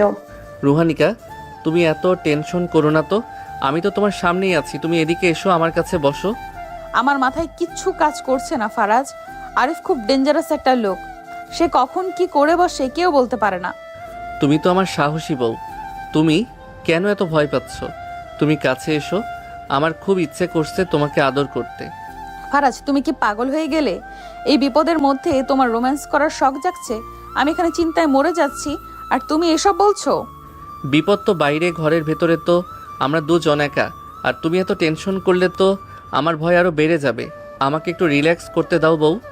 ফারাজ রুহানিকার হাত ধরে টান দিয়ে তাকে নিজের কোলের ওপর বসায়। রুহানিকা একটু অবাক হয়, ফারাজের গায়ে আজ অন্যরকম একটা জোর লাগছে। ফারাজ রুহানিকার ঘাড়ের কাছে মুখ নিয়ে যায়। রুহানিকার শরীরটা হঠাৎ করেই কেঁপে ওঠে। ফারাজ ছাড়ো আমাকে, কেউ চলে আসবে। ঘরের দরজা লক করা, কেউ আসবে না। আজ আমি কোনো কথা শুনবো না। সারাদিন আমি ভয়ে ভয়ে ছিলাম, এখন আমাকে আমার পাওনা বুঝিয়ে দাও। তুমি একটা অসভ্য ফারাজ। সারাদিন পর আমি টায়ার্ড থাকি আর তুমি শুরু করো তোমার রোম্যান্স। আমি খুব ক্লান্ত লাগছে আজ। তোমার সব ক্লান্তি আমি দূর করে দিচ্ছি, তুমি শুধু চোখটা বন্ধ করো আমার জান পাখি। ফারাজ রুহানিকার ঠোঁটে নিজের ঠোঁট মিলিয়ে দেয়। রুহানিকা প্রথমে একটু বাধা দিলেও ফারাজের আদরের কাছে সে হার মানে। ফারাজের স্পর্শে রুহানিকার ভেতরের সব ভয় আর টেনশন দূর হয়ে যেতে থাকে। ফারাজ রুহানিকার ইউনিফর্মের বোতামগুলো একটা একটা করে খুলে দেয়। রুহানিকা চোখ বন্ধ করে ফারাজের বুকে মাথা রাখে। ঘরের ভেতরের পরিবেশটা খুব দ্রুতই উত্তপ্ত হয়ে ওঠে ফারাজের হাতের ছোঁয়ায়। রুহানিকা যেন অন্য এক জগতে হারিয়ে যায়। সে ভুলেই যায় সে বাইরে আরিফ নামের একটি ভয়ঙ্কর বিপদ তাদের জন্য অপেক্ষা করছে। ফারাজ খুব সাবধানে রুহানিকাকে বিছানায় শুইয়ে দেয়। রাতের অন্ধকার আরো গভীর হতে থাকে আর তাদের রোম্যান্সও এক নতুন মাত্রা পায়। ফারাজ মনে মনে প্রতিজ্ঞা করে এই সুন্দর মুহূর্তগুলো সে কোনোভাবেই আরিফকে ধ্বংস করতে দেবে না। আগামীকাল আরিফের জন্য এক ভয়ঙ্কর পরিণতি অপেক্ষা করছে যে আরিফ কল্পনাও করতে পারবে না। রুহানিকা জান পাখি আমার, এবার তো ওঠো, সকাল তো অনেক হলো।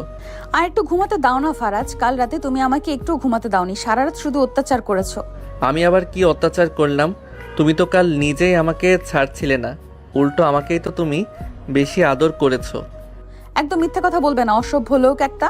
কাল রাতে আমার গায়ে একটুও জোর ছিল না, আর তুমি সেই সুযোগে নিজের সব পাওনা মিটিয়ে নিয়েছো। আমার সারা শরীর এখনো ব্যথা করছে। রুহানিকা ফারাজের বুকে মুখ গুজে আরো শক্ত করে তাকে জড়িয়ে ধরে। ফারাজ রুহানিকার এলোমেলো চুলে হাত বুলিয়ে দেয়। কাল রাতের ওই গভীর আদরের পর রুহানিকা যেন আরো বেশি মায়াবী হয়ে উঠেছে। ফারাজ জানে আজ থেকে তাদের জীবনে বড় একটা ঝড় আসতে চলেছে। আরিফ চুপ করে বসে থাকার পাত্র নয়, কিন্তু ফারাজ নিজের জীবনের বিনিময়ে হলেও রুহানিকাকে রক্ষা করবে। ব্যথা করছে তো কি হয়েছে, আমি আবার একটু আদর করে দেই, তাহলে সব ব্যথা একদম ম্যাজিকের মতো গায়েব হয়ে যাবে। একদম কাছে আসবে না ফারাজ, এমনিতেই আজ আমার অনেক কাজ। আরিফকে যেখান থেকে হোক খুঁজে বের করতে হবে। লোকটা তোমাকে মারার হুমকি দিয়েছে, আমি ওকে জ্যান্ত কবর দেব। আমার খুব ভয় করছে রুহানিকা, আরিফ যদি সত্যি আমাকে মেরে ফেলে তাহলে তোমার কি হবে? তুমি তো বিধবা হয়ে যাবে। চুপ করো, বাজে বকবে না।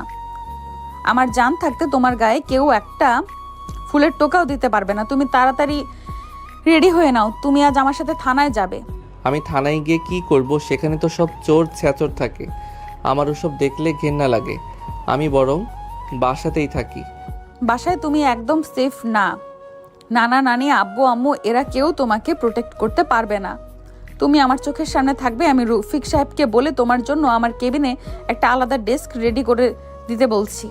ফারাজ মনে মনে খুব বিরক্ত হয়, কিন্তু বাইরে ভয়ের অভিনয় করে। সারাদিন থানায় বসে থাকলে সে শিয়ামের সাথে যোগাযোগ করবে কিভাবে, আর আরিফের খবরই বা নেবে কিভাবে? কিন্তু রুহানিকার জেদের কাছে সে হার মানতে বাধ্য হয়। দুজনে রেডি হয়ে নিচে ডাইনিং টেবিলে আসে। কিরে ফারাজ, তোর মুখটা এমন বাংলার পাঁচের মতো হয়ে আছে কেন? বউ কি সকালে বকা দিয়েছে নাকি? না না ভাই, তুমি শুধু আমাকেই দোষ দাও। তোমার নাত বউ আমাকে জোর করে আজ থানায় নিয়ে যাচ্ছে। আমাকে নাকি সারাদিন ওর চোখের সামনে বসে থাকতে হবে। আমি কি কোনো অপরাধী নাকি যে আমাকে থানায় ধরে নিয়ে যাবে? নাতবো, তুই ওকে খামোকা থানায় নিয়ে যাচ্ছিস কেন? ও তো এমনিতেই ভীতু ছেলে। থানার পরিবেশ দেখলে তো ওর জ্বর চলে আসবে। নানি, আপনারা তো জানেন না, আরিফ নামের একটা ক্রিমিনাল ফারাজকে মারার হুমকি দিয়েছে। আমি ওকে বাসায় একা রেখে ডিউটিতে যেতে পারবো না। আমার চোখের সামনে থাকলে আমি শান্তিতে কাজ করতে পারবো। আল্লাহ, একই কথা বলছো মা? ফারাজকে কেন হুমকি দেবে? ফারাজ তো কারো ক্ষতি করেনি। আমার ছেলেটার জীবনে এত বড় বিপদ আর তুই আমাদের কিছুই জানাসনি।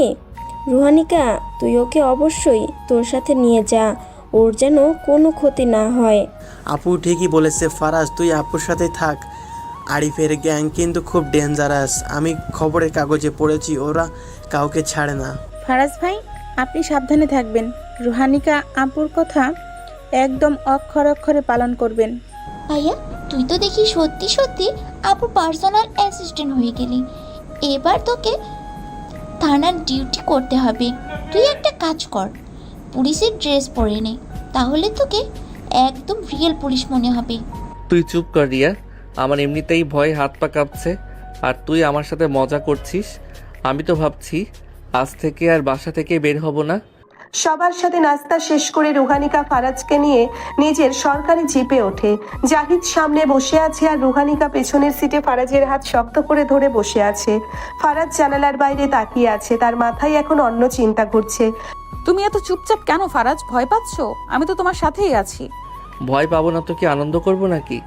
আমি একটা সাধারণ আইটি কর্মী। আমার জীবনে এসব পুলিশ, ক্রিমিনাল গ্যাং এসবের কোনো জায়গা ছিল না। তুমি আমাকে এসবের মধ্যে জড়িয়ে ফেললে। আমাকে মাফ করে দাও ফারাজ। আমার পেশার জন্য আজ তোমাকে এইসব ফেস করতে হচ্ছে, কিন্তু আমি কথা দিচ্ছি রফিককে আমি খুব তাড়াতাড়ি শেষ করে দেব। তারপর আমরা একটা লম্বা ছুটিতে ঘুরতে যাব। রুহানিকা ফারাজের কাঁধে মাথা রাখে। ফারাজ একটা দীর্ঘশ্বাস ফেলে সে জানে রুহানিকা আরিফকে শেষ করার আগেই আরিফ বড় কোনো চাল চালবে। থানায় পৌঁছানোর পর রুহানিকা ফারাজকে নিজের কেবিনে নিয়ে যায়। রফিক আর জাহিদ আগে থেকেই সেখানে উপস্থিত ছিল। ম্যাডাম, ফারাজ স্যারের ডেস্ক রেডি করে দিয়েছি। উনি এখানে একদম সেফ থাকবেন। থানার চারিদিকে আমাদের কড়া পাহারা আছে। রফিক সাহেব, থানার বাইরে সাদা পোশাকের পুলিশ আরো বাড়িয়ে দিন। আরিফের লোক যেন কোনোভাবেই থানার আশেপাশে ঘেঁষতে না পারে। ম্যাডাম, রতন এসেছে। ও নাকি আরিফের ব্যাপারে কিছু জরুরি খবর নিয়ে এসেছে। রতনকে ভেতরে পাঠাও। আর ফারাজ, তুমি একদম এই চেয়ার থেকে উঠবে না। আমি রতনের সাথে কথা বলে আসছি। রুহানিকা কেবিনের বাইরে যায়। ফারাজ সাথে সাথে নিজের সিক্রেট ফোন বের করে শিয়ামকে মেসেজ করে। শিয়াম যেন আরিফের সব লোকেশন ট্র্যাক করে রাখে। কিছুক্ষণ পর সাংবাদিক মিম রুহানিকার কেবিনে ঢোকে। ঠিক, আরে ফারাজ, তুমি এখানে? রোহানিকা তোকে ধরে থানায় নিয়ে এসেছে নাকি তুই কোনো অপরাধ করেছিস? আরে মিম, তুমি কেমন আছো? না, অপরাধ করব কেন? রুহানিকা আমাকে বডিগার্ড হিসেবে এখানে রেখেছে। ও তো আমাকে ছাড়া এক মুহূর্ত থাকতে পারে না। তুই আর রোহানিকার বডিগার্ড? রোহানিকা তো আমাকে বললো তোকে নাকি কেউ হুমকি দিয়েছে, তাই তোকে মুরগির বাচ্চার মতো ডানা নিচে লুকিয়ে রেখেছে। তুমি খুব বেশি কথা বলো মিম। আমি মোটেও মুরগির বাচ্চা নই। আমি রুহানিকার স্বামী। আমার একটা সম্মান আছে। তখন রুহানিকা কেবিনে ফিরে আসে। মিমকে দেখে রুহানিকা একটু রেগে যায়। মিম, তুই আবার এখানে এসেছিস? তোকে না বলেছি কাজের সময় ডিস্টার্ব করবি না? আমার এখন খুব ইম্পর্টেন্ট কাজ চলছে। আমি তো তোর কিউট বডিগার্ডকে দেখতে এলাম। বেচারা তো ভয়ে একদম ছিটিয়ে আছে। তুই ওকে এভাবে আটকে রাখিস না। তুই এখন যা মিম, আমাকে রফিক সাহেবের সাথে স্পটে যেতে হবে। রতন একটা খবর দিয়েছে। তুমি আমাকে রেখে স্পটে যাবে রুহানিকা? আমি এখানে একা থাকবো। আমার খুব ভয় করবে। তুমি আমাকেও সাথে নিয়ে চলো। তুমি স্পটে গিয়ে কি করবে ফারাজ? সেখানে গোলাগুলি চলতে পারে। তুমি এখানে একদম সেফ আছো। জাহিদ তোমার সাথে থাকবে। আমি রফিক সাহেবকে নিয়ে যাচ্ছি। রুহানিকা ফারাজকে কেবিনে রেখে রফিককে নিয়ে থানা থেকে বেরিয়ে যায়। ফারাজ কেবিনে একা বসে ছটফট করতে থাকে। তার মনে হচ্ছে আরিফ রুহানিকাকে ফাঁদে ফেলার জন্য রতনকে দিয়ে ভুল খবর পাঠিয়েছে। ফারাজ দ্রুত শিয়ামকে কল করে। সিয়াম, রুহানিকা স্পটে গেছে। রতন একটা খবর দিয়েছিল। আমার মনে হচ্ছে এটা আরিফের ট্র্যাপ। তুমি রুহানিকার লোকেশন ট্র্যাক করো আর দেখো স্পটে আরিফের কোনো লোক আছে কিনা। বস, রুহানিকা ম্যাডাম যেদিকে গেছেন সেদিকে তো আরিফের কোনো নেটওয়ার্ক দেখাচ্ছে না। কিন্তু বস, আরিফের কয়েকটা মোবাইল নম্বর আমরা রিয়াফুল কলেজের আশেপাশে ট্র্যাক করেছি। হোয়াট? রিয়ার কলেজের আশেপাশে?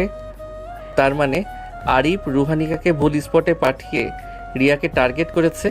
সিয়াম, তুমি এখনই আমাদের লোক নিয়ে রিয়ার কলেজে যাও, রিয়ার যেন কোনো ক্ষতি না হয়। জি বস, আমি এখনই মুভ করছি, আপনি চিন্তা করবেন না। ফারাজের কপালে চিন্তার ভাঁজ পড়ে যায়। আরিফ অনেক বড় চাল চেলেছে। সে রুহানিকার দুর্বল জায়গায় আঘাত করতে চায়। রুহানিকার স্পটে পৌঁছে দেখে সেখানে কিছুই নেই, পুরো জায়গাটা একদম ফাঁকা। রফিক সাহেব, রতন তো বলেছিল এখানে আরিফের লোক থাকবে, কিন্তু এখানে তো একটা কুকুরও নেই। ম্যাডাম, আমরাও তো কিছু বুঝতে পারছি না। রতন কি আমাদের ভুল খবর দিল? ঠিক তখনই রুহানিকার ফোনে একটা কল আসে। নম্বরটা আননোন। রুহানিকার সাথে সাথে কল রিসিভ করে। কি ম্যাডাম, ফাঁকা স্পটে ঘুরে কেমন লাগছে? আমি তো আপনার জন্য অনেক বড় সারপ্রাইজ রেডি করে রেখেছি। তুই কোথায় আরিফ? কুকুরের মতো লুকিয়ে না থেকে সামনে আয়। তো সাহস থাকলে আমার সাথে ফেস টু ফেস কর। ফাইট তো হবে রুহানিকা, কিন্তু তোর সাথে নয়, তোর আদরের ছোট ননদ রিয়ার সাথে। তুই কি জানিস তোর ননদ এখন আমার হেফাজতে আছে? তুই মিথ্যে বলছিস আরিফ। রিয়া তো কলেজে গেছে, তুই ওর গায়ে হাত দেওয়ার সাহস পাবি না। বিশ্বাস হচ্ছে না তো? দাঁড়া, তোর ননদের গোলার আওয়াজ শোনাচ্ছি। রিয়া, চিৎকার কর, তোর ভাবিকে বল তুই কোথায় আসিস। আপু, আমাকে বাঁচাও, ওরা আমাকে কলেজ থেকে তুলে এনেছে। এরা খুব খারাপ মানুষ, আমাকে মেরে ফেলবে আপু। রিয়ার কান্নার আওয়াজ শুনে রুহানিকার পায়ের তলার মাটি সরে যায়। সে বুঝতে পারে আরিফ তাকে ধোঁকা দিয়েছে। রিয়াকে কিডন্যাপ করে সে ফারাজকে কষ্ট দিতে চায়। আরিফ, তুই রিয়াকে ছেড়ে দে, ওর কোনো দোষ নেই। তোর যা শত্রুতা সব আমার সাথে, তুই আমাকে নিয়ে যা, কিন্তু রিয়াকে কিছু করিস না। ওকে তো আমি ছাড়বো রুহানিকা, কিন্তু তার আগে তোর স্বামী ফারাজকে আমার কাছে পাঠাতে হবে। তুই ফারাজকে আমার ঠিকানা পাঠিয়ে দে, আমি রিয়াকে ছেড়ে দেবো। আর যদি পুলিশ নিয়ে আসার চেষ্টা করিস তাহলে রিয়ার লাশ পাবি। কলটা কেটে যায়। রুহানিকা রাস্তায় বসে পড়ে, তার চোখ দিয়ে পানি পড়তে থাকে। রিয়া ফারাজের খুব আদরের বোন। ফারাজ যদি জানতে পারে রিয়া কিডন্যাপ হয়েছে তাহলে সে মরেই যাবে। রফিক রুহানিকে ধরে তোলে। ম্যাডাম, কি হয়েছে? আপনি এভাবে ভেঙে পড়ছেন কেন? আরিফ কি বলছে? আরিফ রিয়াকে কিডন্যাপ করেছে। রফিক সাহেবও ফারাজকে ওর কাছে পাঠাতে বলেছে, না হলে ও রিয়াকে মেরে ফেলবে। আমি এখন ফারাজকে কি জবাব দেব? ম্যাডাম, আপনি শান্ত হন। আমরা এখনই ফোর্স নিয়ে আরিফের ডেরা অ্যাটাক করব। রিয়া আপুর কিছু হবে না। না রফিক সাহেব, আরিফ পরিষ্কার বলে দিয়েছে পুলিশে গেলে ও রিয়াকে মেরে ফেলবে। আমাকে একাই যেতে হবে। আমি ফারাজকে কোনোভাবেই আরিফের হাতে তুলে দেব না, আর রিয়াকে আমি একাই বাঁচাবো। রুহানিকা দ্রুত থানায় ফিরে আসে। ফারাজ তখন কেবিনে বসে চিন্তায় অস্থির হয়েছিল। রুহানিকাকে দেখে ফারাজ বুঝতে পারে ঘটনা খারাপের দিকে গেছে। রুহানিকা, তুমি এত ঘামছো কেন? আর তোমার চোখ মুখ কেমন লাল কেন? কি হয়েছে আমাকে বলো। রতন কি ঠিক খবর দিয়েছিল? ফারাজ, তুমি একদম শান্ত হয়ে আমার কথা শোনো। রিয়াকে আরিফ কিডন্যাপ করেছে। কি বলছো তুমি? রিয়াকে কিডন্যাপ করেছে? আমার ছোট বোনটাকে ও কেন কিডন্যাপ করবে? আমি এখনই রিয়াকে আনতে যাব। তুমি আমাকে আরিফের কাছে নিয়ে চলো। ফারাজ এমন ভাবে অভিনয় করেন যেন সে খুব ভয় পেয়েছে এবং কান্না করছে। রুহানিকা ফারাজকে শক্ত করে জড়িয়ে ধরে। তুমি কোথাও যাবে না ফারাজ, আরিফ তোমাকেই চাই। তুমি গেলে ও তোমাকে মেরে ফেলবে। আমি রিয়াকে প্রমিস করছি, আমি রিয়াকে সেফলি ফিরিয়ে আনবো। তুমি এখানেই থাকবে। না রুহানিকা, তুমি একা যেও না। আরিফ খুব ভয়ঙ্কর লোক, ও তোমারও ক্ষতি করবে। আমি আমার বোনকেও চাই আর তোমাকেও চাই। তুমি রিয়াকে নিয়ে আসো প্লিজ। আমি কথা দিচ্ছি ফারাজ, আমি দুজনেই তোমার কাছে ফিরে আসব। জাহিদ, ফারাজকে কেবিনের ভেতরে লক করে দাও। আমি না আসা পর্যন্ত ও যেন বাইরে না আসতে পারে। রুহানিকা ফারাজকে কেবিনে রেখে বাইরে থেকে তালা আটকে দেয়। সে নিজের সাথে সব রকম অস্ত্র নিয়ে একা জিপ নিয়ে বেরিয়ে যায় আরিফের দেওয়া ঠিকানার দিকে। রফিক আর জাহিদকে থানায় থাকতে বলে যায়। রুহানিকা চলে যাওয়ার সাথে সাথে ফারাজের চেহারার ভয়ার্থ ভাবটা একদম গায়েব হয়ে যায়। চোখের দৃষ্টি হয়ে ওঠে বরফের মতো ঠান্ডা। সে পকেট থেকে একটা মাস্টার কি বের করে কেবিনে তালা খুলে ফেলে। সিয়াম, তুমি কোথায়? রিয়াকে কি লোকেট করতে পেরেছো? বস, আরিফের লোকেরা রিয়াফুকে শহরের বাইরে একটা পরিত্যক্ত ফ্যাক্টরিতে নিয়ে গেছেন। রুহানিকা ম্যাডামও ওইদিকে যাচ্ছেন, কিন্তু ফ্যাক্টরির চারপাশে অফিসের প্রচুর লোক পাহারায় আছে। রুহানিকা ম্যাডাম একা গেলে নিশ্চিত মারা পড়বেন। রুহানিকার গায়ে একটা আঁচড় লাগার আগে আমি পুরো ফ্যাক্টরি উড়িয়ে দেব। তুমি আমার স্পেশাল গিয়ার আর ওয়াপন নিয়ে পেছনের রাস্তায় রেডি থাকো। আজ আরিফের গ্যাংয়ের শেষ দিন, আমি ওদের কাউকে জ্যান্ত রাখবো না। জি বস, আমি সব রেডি করে রাখছি, আপনি তাড়াতাড়ি আসুন। ফারাজ থানার পেছনের দেওয়াল টপকে বেরিয়ে যায়। শিয়াম আগে থেকেই সেখানে কালো রঙের একটা রেসিং বাইক আর ফারাজের কমান্ডো গিয়ার নিয়ে অপেক্ষা করছিল। ফারাজ দ্রুত তার কালো জ্যাকেট আর মাস্ক পরে নেয়, হাতে তুলে নেয় দুটো ভয়ঙ্কর অটোমেটিক ওয়েপন। আজ আর কোনো অভিনয় নয়, আজ ফারাজ তার আসল রূপে আরিফের সামনে হাজির হবে। অন্যদিকে রুহানিকা জিপ নিয়ে পরিত্যক্ত ফ্যাক্টরির সামনে পৌঁছয়। জায়গাটা খুব নীরব, কিন্তু রুহানিকা জানে ভেতরে আরিফের লোকেরা ওত পেতে বসে আছে। সে নিজের পিস্তল লোড করে সাবধানে ফ্যাক্টরির ভেতরে ঢোকে। আরিফ, আমি একা এসেছি, রিয়াকে ছেড়ে দে। তুই তো আমাকেই চাস, আমি তোর সামনে দাঁড়িয়ে আছি। ফ্যাক্টরির অন্ধকার থেকে আরিফ হাসতে হাসতে বেরিয়ে আসে। তার চারপাশে অন্তত 20 জন সশস্ত্র লোক দাঁড়িয়ে আছে। রিয়াকে একটা চেয়ারে দড়ি দিয়ে বেঁধে রাখা হয়েছে। রিয়া কাঁদছে। তুই খুব বোকা রুহানিকা, আমি তোকে ফারাজকে নিয়ে আসতে বলেছিলাম আর তুই একা চলে আসলি। তোর স্বামীটা একটা আস্ত কাপুরুষ, নিজের বোনকে বাঁচাতে বউকে পাঠিয়ে দিয়েছে। ফারাজের নাম তোর নোংরা মুখে নিবি না। আরিফ ও কাপুরুষ নয়, ও খুব ভালো মানুষ, আর তোদের মতো জানোয়ারদের সাথে লড়ার জন্য আমি একাই যথেষ্ট। রিয়াকে ছেড়ে দে। রিয়াকে তো আমি ছাড়বো না রুহানিকা, আজ তোরা দুজনকেই আমি মারবো, তারপর তোর ওই কাপুরুষ স্বামীটার কাছে তোদের লাশ পাঠাবো। আপু, তুমি পালিয়ে যাও, এরা খুব খারাপ, এরা তোমাকে মেরে ফেলবে। ভাইয়াকে বলো আমি ওকে খুব ভালোবাসি। তুই ভয় পাস না রিয়া, তোর আপু থাকতে এরা তোর কিছুই করতে পারবে না। রুহানিকা পিস্তল তুলে আরিফের দিকে তাক করে, কিন্তু আরিফের লোকেরা সাথে সাথে রুহানিকাকে ঘিরে ফেলে। সবার হাতে বড় বড় অস্ত্র। রুহানিকা বুঝতে পারে সে আজ সত্যিই খুব বড় ফাঁদে পড়েছে। এতগুলো লোকের সাথে একা লড়া তার পক্ষে সম্ভব নয়। সে চোখ বন্ধ করে ফারাজের মুখটা একবার মনে করে নেয়। ঠিক সেই মুহূর্তেই ফ্যাক্টরির পেছনের বড় কাচের জানালা ভেঙে একটা কালো রঙের স্পোর্টস বাইক উড়ে এসে ভেতরে ঢোকে। বাইকের ওপরে বসে থাকা লোকটার পরনে কালো জ্যাকেট আর মুখে কালো মাস্ক ঢাকা। লোকটার মুখ, দুই হাতে দুটো অটোমেটিক রাইফেল। বাইকটা মাটিতে পড়ার আগেই লোকটা গুলি চালাতে শুরু করে। আরিফের কয়েকজন লোক মুহূর্তের মধ্যেই মাটিতে লুটিয়ে পড়ে। রুহানিকা অবাক হয়ে এই ব্ল্যাক কমান্ডোকে দেখতে থাকে। এই সেই লোক যে কাল রাতে তাদের বাঁচিয়েছিল, কিন্তু আজ লোকটার চেহারায় একটা ভয়ঙ্কর ক্ষিপ্ততা। আজ সে কাউকেই ছাড়বে না। ফ্যাক্টরির ভেতরে একটা রক্তক্ষয়ী যুদ্ধের প্রস্তুতি শুরু হয়ে যায়। গুলি চালা সবাই, ওই ব্ল্যাক কমান্ডারকে আজ জ্যান্ত জ্বালিয়ে দেবো, কেউ যেন বাঁচতে না পারে। আরিফের হুকুমে তার লোকেরা বৃষ্টির মতো গুলি চালাতে শুরু করে। ব্ল্যাক জ্যাকেট পরা লোকটা এত দ্রুত নড়াচড়া করছে যে কারো নিশানা তার গায়ে লাগছে না। সে একটা লোহার ড্রামের আড়ালে কাভার নিয়ে তার অটোমেটিক রাইফেল দিয়ে পাল্টা জবাব দিচ্ছে। রুহানিকাও সুযোগ বুঝে নিজের পিস্তল দিয়ে আরিফের কয়েকজন লোককে ফেলে দেয়। ফ্যাক্টরির ভেতরটা বারুদের ধোঁয়ায় ভরে গেছে। সাবধানে, পেছনের দিকে থেকে ওরা আসছে, আমাকে কভার দাও। আর রিয়ার কাছে যাচ্ছি আমি। ব্ল্যাক কমান্ডো কোনো কথা না বলে রুহানিকার দিকে ধেয়ে আসা তিনজনকে পরপর গুলি করে শুইয়ে দেয়। তার রিফ্লেক্স একদম মেশিনের মতো। রুহানিকা দৌড়ে গিয়ে রিয়ার বাঁধন খুলে দেয়। রিয়া ভয়ে কাঁপছে। আপু, আমাকে বাঁচাও, এরা খুব ভয়ঙ্কর। আমরা কি এখান থেকে বেঁচে ফিরতে পারবো? তুই একদম ভয় পাস না রিয়া, আমি আছি তো। আর ওর ব্ল্যাক কমান্ডো আমাদের সাহায্য করছে, আমরা ঠিক ফিরে যাব। তুই শুধু এই ড্রামের পেছনে লুকিয়ে থাক। যুদ্ধটা প্রায় 15 মিনিট ধরে চলে। আরিফের বিশাল গ্যাং এই একা কমান্ডোর কাছে টিকতে পারছে না। একে একে সবাই মাটিতে লুটিয়ে পড়ছে। আরিফ বুঝতে পারে আজ সে হেরে গেছে। সে নিজের পিস্তল বের করে রিয়ার দিকে তাক করে গুলি চালানোর চেষ্টা করে। ঠিক সেই মুহূর্তেই কমান্ডো উড়ে এসে আরিফের ওপর ঝাঁপিয়ে পড়ে। আরিফের হাতের পিস্তল ছিটকে দূরে পড়ে যায়। কমান্ডো আরিফের বুকের উপর বসে তার মুখ পরপর কয়েকটা ভয়ঙ্কর ঘুষি মারে। আরিফের নাক মুখ দিয়ে রক্ত বের হতে শুরু করে। সে ব্যথায় কাতরাতে থাকে। ওকে আর মারবেন না, ও মরে যাবে। আমাকে ওকে জ্যান্ত থানায় নিয়ে যেতে হবে।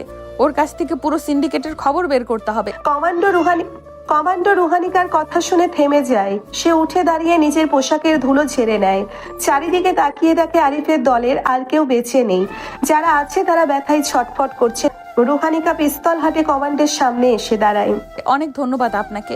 আপনি আজ দ্বিতীয়বারের মতো আমার পরিবারের জীবন বাঁচালেন, কিন্তু আপনি কে? আপনি কেন আমাদের এত সাহায্য করছেন? আপনার পরিচয়টা কি আমি জানতে পারি?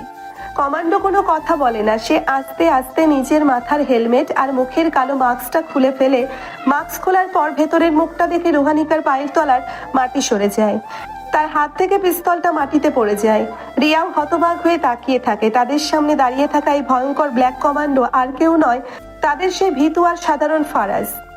ফারাজ, তুমি এখানে? তুমি তো থানায় ছিলে। আর তোমার পরনে এসব কি? তুমি এতগুলো লোককে একা মারলে কিভাবে? আমি তো কিছুই বুঝতে পারছি না। আমি সব বুঝিয়ে বলছি রুহানিকা, তুমি আগে শান্ত হও। রিয়া ঠিক আছে তো? ওর গায়ে কোনো চোট লাগেনি তো? ভাইয়া, তুই এসব কি করছিস? তুই তো একটা তেলাপোকা দেখলে ভয় পাস। তুই এতগুলো গুন্ডা মারলি কিভাবে? তুই কি সত্যি আমার ভাইয়া নাকি অন্য কেউ? আমি তোর ভাইয়াই রিয়া, আমি তোদের ফারাজ। তবে আমি তোদের কাছে এতদিন নিজের আসল পরিচয়টা লুকিয়ে রেখেছিলাম। আসল পরিচয় মানে কি ফারাজ? তুমি আমাকে বোকা বানাচ্ছ? তুমি কি কোনো গ্যাংয়ের সাথে জড়িত? তুমি আমাকে মিথ্যা বলে বিয়ে করেছো? রুহানিকার চোখে পানি চলে আসে। তার মনে হচ্ছে সে এতকাল একটা অচেনা মানুষের সাথে ঘর করেছে। ফারাজ রুহানিকার হাত দুটো শক্ত করে চেপে ধরে। আমি কোনো অপরাধী নই রুহানিকা। আমি দেশের স্পেশাল ইন্টেলিজেন্স ফোর্সের একজন আন্ডারকভার এজেন্ট। আমার কোড নেম এজেন্ট 0, আর র্যাঙ্কের দিক থেকে আমি তোমার চেয়েও অনেক সিনিয়র একজন অফিসার। তুমি স্পেশাল এজেন্ট আর তুমি আমাকে এত বড় একটা কথা লুকিয়ে রেখেছো? আমি তোমার স্ত্রী ফারাজ। আমি তোমাকে এত ভালোবাসলাম আর তুমি আমার সাথে অভিনয় করে গেলে। আমাকে বাধ্য হয়ে এই অভিনয় করতে হয়েছে রুহানিকা। এই শহরের আন্ডারওয়ার্ল্ড সিন্ডিকেট খুব শক্তিশালী। এদের শেকড় অনেক গভীরে। আমাকে হেডকোয়ার্টার থেকে স্পেশাল অ্যাসাইনমেন্ট দিয়ে পাঠানো হয়েছিল এই গ্যাংটাকে ধ্বংস করার জন্য। আর আমার কভার ছিল একজন সাধারণ আইটি কর্মী হিসেবে, যাতে কেউ আমাকে সন্দেহ না করে। তাহলে আমাকে বিয়ে করার উদ্দেশ্য কি ছিল? সেটাও কি তোমার কোনো মিশন ছিল ফারাজ? না রুহানিকা, তোমাকে বিয়ে করাটা কোনো মিশন ছিল না। আমি তোমাকে সত্যি ভালোবেসে ফেলেছিলাম, কিন্তু বিয়ের পর আমি জানতে পারি আরিফের গ্যাং তোমাকে টার্গেট করেছে। কারণ তুমি একজন সৎ পুলিশ অফিসার, তাই আমি তোমার ছায়া হয়ে থাকার সিদ্ধান্ত নেই। আমি জানতাম তুমি কখনো আমার কাজে বাধা দেবে না, তাই আমি ইচ্ছা করেই একটা ভীতু স্বামীর অভিনয় করতাম, যাতে তুমি আমাকে সবসময় তোমার কাছাকাছি রাখো আর আমি তোমাকে প্রোটেক্ট করতে পারি। তার মানে ভাইয়া, তুই যে সারাদিন আপুর ভয়ে বিড়াল হয়ে থাকতিস, ওটা সব তো নাটক ছিল। তুই আসলে একটা বাঘ। তুই ঠিকই বলেছিস রিয়া, কিন্তু তোদের কাছে আমি সারা জীবন ওই কিউট আর ভীতু ফারাজ হয়েই থাকতে চাই। রুহানিকা ফারাজের বুকে মাথা রেখে হাউমাউ করে কেঁদে ওঠে। ফারাজ তাকে শক্ত করে জড়িয়ে ধরে। রুহানিকা বুঝতে পারে ফারাজ তাকে কতটা ভালোবাসে। নিজের পরিচয় লুকিয়ে সে শুধু রুহানিকাকে বাঁচানোর জন্য এত বড় ঝুঁকি নিয়েছে। ঠিক তখন ফ্যাক্টরির বাইরে পুলিশের গাড়ির সাইরেন শোনা যায়। রফিক আর জাহিদ বিশাল পুলিশ ফোর্স নিয়ে ভেতরে ঢোকে। ম্যাডাম, আপনি ঠিক বলছেন, আমরা খবর পেয়েই ছুটে এসেছি। কিন্তু এসব কি? এই লোকগুলোকে কে মারলো? আর ফারাজ স্যার, আপনি এখানে কিভাবে আসলেন? রফিক সাহেব, আমরা সবাই ঠিক আছি, আর এই লোকগুলোকে ফারাজই মেরেছে। আপনারা আরিফ আর ওর লোকদের অ্যারেস্ট করে থানায় নিয়ে যান। আমি সব রিপোর্ট কাল সকালে অফিসে গিয়ে জমা দেব। ফারাজ স্যার এতগুলো লোককে একা মারলেন? স্যার খুব তো সাধারণ একজন মানুষ ছিলেন। ফারাজ সাধারণ মানুষ নয় জাহিদ, ও স্পেশাল ফোর্সের আন্ডারকভার এজেন্ট। তোমরা ওকে স্যালুট করো, ও তোমাদের চেয়ে অনেক সিনিয়র অফিসার। রফিক আর জাহিদ অবাক হয়ে ফারাজের দিকে তাকিয়ে স্যালুট করে ফারাজ মুচকি হেসে স্যালুটের জবাব দেয়। আরিফকে হাতকড়া পরিয়ে পুলিশের গাড়িতে তোলা হয়। আরিফ বুঝতে পারে সে কার সাথে টেক্কা দিতে গিয়েছিল। তার সব অহংকার আজ মাটিতে মিশে গেছে। ফারাজ রুহানিকা রিয়াকে নিয়ে নিজের বাইকে করে বাসার দিকে রওনা দেয়। বাসায় পৌঁছানোর পর রহমান সাহেব, ফাতেমা বেগম, নানা নানি সবাই রিয়াকে জড়িয়ে ধরে কাঁদতে শুরু করে। রিয়া সবাইকে পুরো ঘটনা খুলে বলে। ফারাজের আসল পরিচয় শুনে পরিবারের সবার চোখ কপালে ওঠে। ওরে আমার আল্লাহ, তুই কি বলছিস রিয়া? আমার এই ভিতুর ডিম নাতিটা এত বড় অফিসার, আর ও একা এতগুলো গুন্ডা মেরেছে? আমার তো বিশ্বাসই হচ্ছে না। আমি তো আগেই বলেছিলাম আমার নাতির গায়ে অনেক জ্বর। তোরা তো কেউ আমার কথা বিশ্বাস করিসনি। ও তো ইচ্ছা করে নাত বউয়ের ভয়ে কুকড়ে থাকতো। ফারাজ, তুই আমাদের সবাইকে এত বড় ধোকা দিলি। তুই দেশের এত বড় একজন হিরো, আর আমরা তোকে সারা জীবন ফাঁকিবাজ আর অলস বলে পচিয়েছি। আমি কিন্তু জানতাম ফারাজ ভাই সাধারণ কেউ নয়। ওনার চোখের দৃষ্টিতে একটা অন্যরকম ব্যাপার ছিল। আপনারা সবাই আমাকে ক্ষমা করে দেবেন। আমার কাজের প্রয়োজনে আমাকে এই পরিচয়ে লুকিয়ে রাখতে হয়েছিল, কিন্তু আপনাদের কাছে আমি আগের ফারাজই আছি, আপনাদের সেই আদরের ছেলে আর রুহানিকার সেই গাধা স্বামী। আমার ছেলেটা কত বড় বিপদের মধ্যে ছিল আর আমরা কিছুই বুঝতে পারিনি। আল্লাহ তোদের সবাইকে আজ রক্ষা করেছেন। আমি কালী মসজিদে সিন্নি দেব। আমি তোর জন্য খুব গর্বিত ফারাজ। তুই দেশের জন্য এত বড় কাজ করেছিস আর নিজের পরিবারকেও বাঁচিয়েছিস। তুই একজন আসল পুরুষ। পরিবারের সবার সাথে কথা শেষ করে ফারাজ আর রুহানিকা নিজেদের রুমে আসে। রুমে আসার পর রুহানিকা দরজা আটকে দেয়। তার চোখে এখনো অবিশ্বাস আর অভিমান জমে আছে। ফারাজ আস্তে করে রুহানিকার কাছে যায়। এখনো রাগ করে আছো জান পাখি? আমি তো তোমাকে সব সত্যি কথাই বলে দিলাম, এবার তো আমাকে একটু মাফ করে দাও। তুমি আমাকে এত বড় ধোকা দিয়েছো ফারাজ। আমি তোমাকে সত্যি সত্যি একজন ভীত মানুষ ভাবতাম। আমি ভাবতাম আমার একটু কড়া শাসনে তুমি ঠিক হয়ে যাবে, আর তুমি কি না আমার চেয়েও বড় অফিসার। আমাকে তো তুমি মনে মনে কত বোকা ভেবেছো। আমি তোমাকে কখনো বোকা ভাবিনি রুহানিকা, তুমি আমার জীবনের সবচেয়ে বড় শক্তি। তুমি যখন আমাকে ধমক দিতে আমার খুব ভালো লাগতো। তোমার ওই রাগী পুলিশ অফিসারের রূপটা আমাকে পাগল করে দিত। আর কখনো আমাকে মিথ্যা বলবে না তো ফারাজ। তুমি কি এরপরও এমন ভয়ঙ্কর কোনো মিশনে যাবে? আমি তোমাকে হারাতে চাই না। আমার এই অ্যাসাইনমেন্ট আজ শেষ হয়ে গেছে। আমি কালই হেডকোয়ার্টারে ট্রান্সফারের জন্য বলবো। আমি এবার থেকে ডেস্ক জব করব আর সারাদিন শুধু আমার এই রাগী বউটার সেবা করব। তুমি আমাকে সত্যি খুব ভালোবাসো, তাই না রুহানিকা? কাল রাতে তুমি যেভাবে আমার জন্য কাঁদছিলে, আমার বুকটা ফেটে যাচ্ছিল। বাসবো না মানে? তুমি আমার স্বামী, আমার সবটুকু জুড়ে শুধু তুমি আছো। আর আমি যে কি ভয়ঙ্কর জিনিস সেটা আমি আজ দেখলাম। এরপর থেকে তোমার সাথে আর রাগা যাবে না। তুমি যদি আমাকেও গুলি করে দাও। পাগল মেয়ে, তোমাকে গুলি করতে যাব কেন? আমি তো তোমাকে অন্যভাবে ঘায়েল করব। আমার আসল রূপটা তো তুমি আজ দেখেছো, এবার আমার আসল রোমান্সটা দেখো। রুহানিকা হেসে ফেলে। সে ফারাজের বুকে খুশি মারে। ফারাজ রুহানিকার দুই হাত ধরে তাকে নিজের একদম কাছে টেনে নেয়। রুহানিকার চোখের দিকে তাকিয়ে ফারাজ একটা গভীর শ্বাস নেয়। ফারাজ রুহানিকাকে পাঁজা কোলা করে তুলে নেয়। রুহানিকা খিলখিল করে হেসে ফারাজের গলা শক্ত করে জড়িয়ে ধরে ফারাজ তাকে বিছানায় শুইয়ে দিয়ে তার গায়ের উপর ঝুঁকে পড়ে রুহানিকার ঠোঁটে নিচের ঠোঁট ডুবিয়ে দেয়। ঘরের সব ক্লান্তি আর ভয় মুহূর্তেই মিলিয়ে যায়। শুধু থেকে যায় দুজনের গভীর ভালোবাসার দীর্ঘশ্বাসের শব্দ। আন্ডারওয়ার্ল্ডের এত বড় একটা চক্র শেষ করে আজ ফারাজ সত্যি তার সিনিয়র বউয়ের কাছে আত্মসমর্পণ করেছে। আর রুহানিকাও জেনে গেছে তার জীবনের সবচেয়ে নিরাপদ আশ্রয় হলো এই মানুষটা। গল্পটা এখানেই একটা সুন্দর এবং রোমান্টিক সমাপ্তি পায়। তাদের দুজনেরই ভালোবাসার সংসার এভাবেই আনন্দে আর খুনসুটিতে ভরে থাকবে সারা জীবন।